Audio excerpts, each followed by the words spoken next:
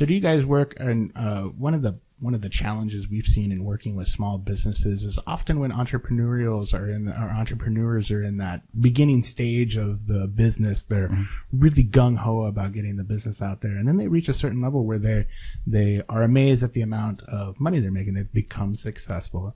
And the pitfall we often see behind that is then they say, I've been kind of scraping by and now I've made it. And they take that money out of the business and they kind of, like I've earned this, when really we feel like they should be viewing the company as a kind of its own entity, or I don't want to say person because companies aren't people, but it needs, the business needs to be paid to continue to operate. So often, those owners that pull out all that capital, then all of a sudden they find themselves in cash shortfalls when times are not as robust as they were when they were making all that money.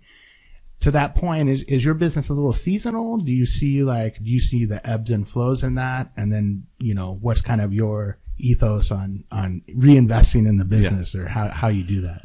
To an extent, yeah. All the, not premiums, but the deductibles? Yes, there we go. The deductibles roll over at the new year. And then some of the patients that were coming in for maintenance, they tend to trickle out, and then we're trying to roll over, and it is a money issue for some people.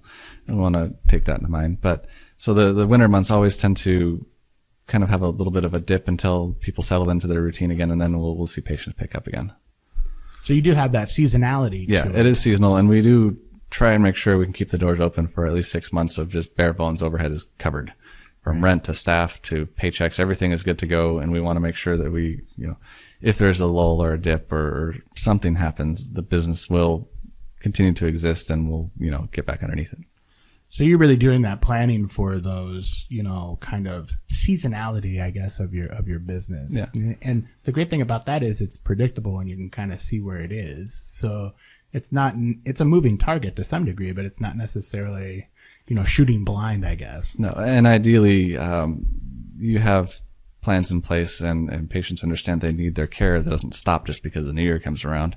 And so we try and minimize that dip and keep people with the plans that they need. We want to make sure you're better before you walk out the door. We don't want insurance to be a major player in that. So I know I can speak to our business. We often get referrals and, new clients, I guess, from referrals is kind of how our business works, where if we do a lot of networking with CPA firms and such, and kind of that's where our referral base comes from. It's not too often, and Dan and I met at a chamber. We were part of the same chamber of commerce in a mixer there.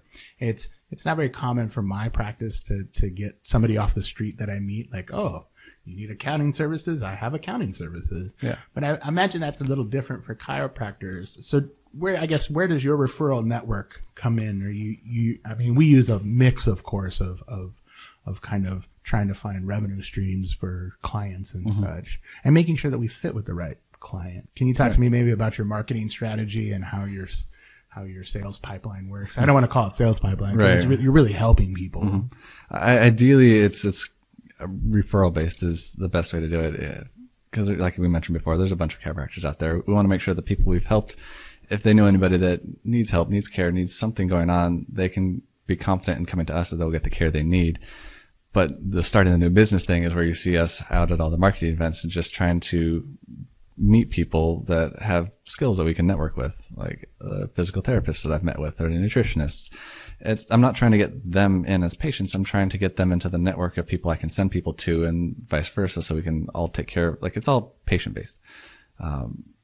So if the more people you know in different areas of study, different specialities, the more you have access or you have options for the patient to take. And that, again, comes back. If they trust us as a chiropractor, they know who they can send people to and know that patient will get the care they need. And we essentially we're trading on somebody else's name that they trust us to take care of their patients and vice versa. That's another big part of marketing, at least to start a new business.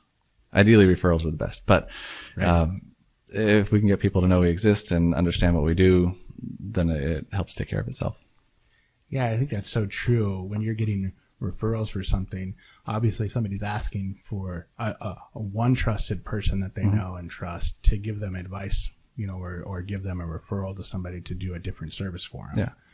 So, and I think that always works the best, because not only then do they have the backing of the person, but then you have the ability to come in there and talk to that person one-on-one and see if you are a good fit, if that referral is a correct referral. Yeah. And that's kind of tying this into our clinic. The first part of the exam isn't really an exam, it's a consultation. I want to know what's going on with you to make sure that we're the right fit. I don't want to work on something I can't fix, because then I haven't done my job as a practitioner. If it's something that a nutritionist or dietitian or even physical therapy is going to be a better fit for, then I'll shake your hand and say, here's a card, talk to this person first. When we get back around to this, we'll address your issues as well. But I want to make sure that we find the right spot, whether it's our office or another office, or hell, if you've got TMJ and you need a dentist, cool, we'll go over there. Patient fit. Get you in the right spot, get the care you need. And I think it goes back to your ethos of being, and the company culture of being patient focused, right? This isn't necessarily dollars and cents on a ledger. Yeah. It's about helping people, Yeah. And yes, it is a business. We do need to keep the doors open. So we do have to help enough people to, pay bills. But ideally that's on the back burner, and we can just focus on people.